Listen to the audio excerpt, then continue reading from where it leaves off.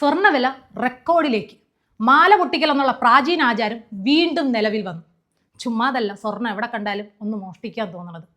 വൈകി കിട്ടിയ വാർത്ത, ദ്വാരപാലകന്മാരുടെ കാണാതെ പോയ സ്വർണം അങ്ങ് ബെല്ലാരിയിൽ നിന്ന് കണ്ടെത്തിയിരിക്കുന്നു എന്ന്. ഇതിൽ നമ്മുടെ ബെല്ലാരി രാജയ്ക്ക് എന്തേലും പങ്കുണ്ടോ? പുള്ളി നേരപ്പോ ടൈപ്പാണ്. പുള്ളി പണ്ടേ പറഞ്ഞിട്ടുണ്ട്, നമ്മളില്ലേ. കേട്ട കോളിന് ഈ ചെമ്പിച്ച കഥയും നമ്മുടെ രസാന്തര സിനിമയുടെ കഥയുമായിട്ടും നല്ല സാമ്യമുണ്ട്.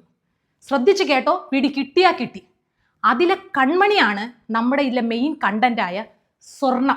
ഈ കൺമണിയെ കുഞ്ഞിലെ അമ്മയായ വിജയമല്യ വലിയ വീട്ടിൽ കൊണ്ടുവന്ന് ജോലിക്ക് നിർത്തിയിട്ട് മുങ്ങിക്കളഞ്ഞതാണ്. ഇതുവരെ പൊങ്ങിയിട്ടില്ല. അതിലെ വീഡിയോ ഷോപ്പ് ബോയിയാണ് നമ്മുടെ ഗുരുവായൂരപ്പൻ പോറ്റി.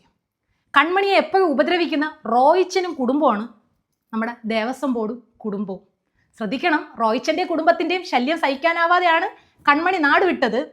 പക്ഷേ എല്ലാവർക്കും ഇതിൽ സംശയം നമ്മുടെ ആ വീഡിയോ ഷോപ്പിലെ പോറ്റിയാണ്. പോലീസിൻ്റെ ഇടി സഹിക്കാനാവാതെ ആകുമ്പോഴത്തേക്ക് വീഡിയോ ഷോപ്പിൽ അയാൾ പറയും, കൺമണിയെ ഞാൻ അങ്ങ് പൂനെയിലേക്ക് അയച്ചെന്ന്. പിന്നെ സർക്കാർ ചെലവിൽ പൂനെയിലേക്ക്. അതുവരെ ഇടി കൊള്ളാതിരിക്കാമല്ലോ. എല്ലാവർക്കും പങ്കുണ്ടെങ്കിലും പോലീസിന് എല്ലാവരെയും കാണിക്കാൻ വേണ്ടി ഒരു പ്രതി അത്യാവശ്യമാണ്. എന്നാ ഈ വീഡിയോ ഷോപ്പ് പോറ്റി നിരപരാധിയാണോ? അല്ല. കൺമണിയെ നോട്ടയിട്ട് ഉപദ്രവിച്ചിട്ടുണ്ട്. എന്നാൽ മുഴുവനും പ്രതിയാണോ? അല്ല.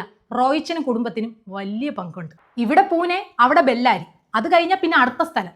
പക്ഷെ നമ്മുടെ കഥയിലെ കൺമണി ഇപ്പോഴും പ്രേമചന്ദ്രനായ അയ്യപ്പൻ്റെ കൺമുന്നിൽ ഭദ്ര. കൺമണിയെക്കുറിച്ചുള്ള ന്യൂസും അന്തിച്ചർച്ചയൊക്കെ കൊണ്ട് നിവർത്തിയില്ലാതായ ഒരു സിറ്റുവേഷനിൽ പ്രേമചന്ദ്രൻ നമ്മുടെ മണികണ്ഠൻ ആശാരിയുടെ അടുത്ത് കൺമണിയെക്കുറിച്ചുള്ള സത്യമൊക്കെ അങ്ങ് തുറന്നു കാണിക്കുകയാണ്.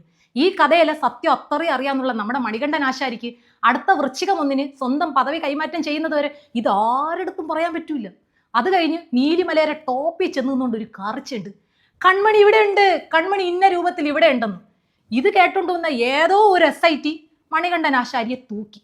പിന്നെ ഭരണകൂടം, പാർട്ടികൾ, മതനേതാക്കൾ, മതമില്ലാത്ത നേതാക്കൾ എല്ലാവരും കൺമണിയുടെ വിഷയത്തിൽ അങ്ങോട്ട് കിടന്ന് ലാമ്പും. ഇതിൻ്റെ ഇടയ്ക്കാണ് ട്വിസ്റ്റ്. വെട്രിവേൽ സുന്ദരപാണ്ഡ്യയായ നമ്മുടെ സർക്കാർ വന്നിട്ട് പറയും, കൺമണിക്ക് ഞങ്ങൾ മാത്രമാണ് അവകാശി, ഞങ്ങൾ മാത്രമേ കൺമണിക്ക് അവകാശിയായിട്ടുള്ളൂ എന്ന്. തീരെ നിവർത്തിയില്ലാതെ ഒടുക്കം കൺമണി സ്വയം പ്രഖ്യാപിക്കും, പ്രേമചന്ദ്രനായ സാക്ഷാൽ അയ്യപ്പൻ്റെ കൂടെ പോയാൽ മതിയെന്ന്. രസാന്തരം സിനിമ നേരത്തെ എടുത്തത് നന്നായല്ലേ, ഇല്ലെങ്കിൽ ഈ കഥ കോപ്പി അടിച്ചതാണെന്ന് വിചാരിച്ചന്. സത്യേട്ടൻ രക്ഷപ്പെട്ടു.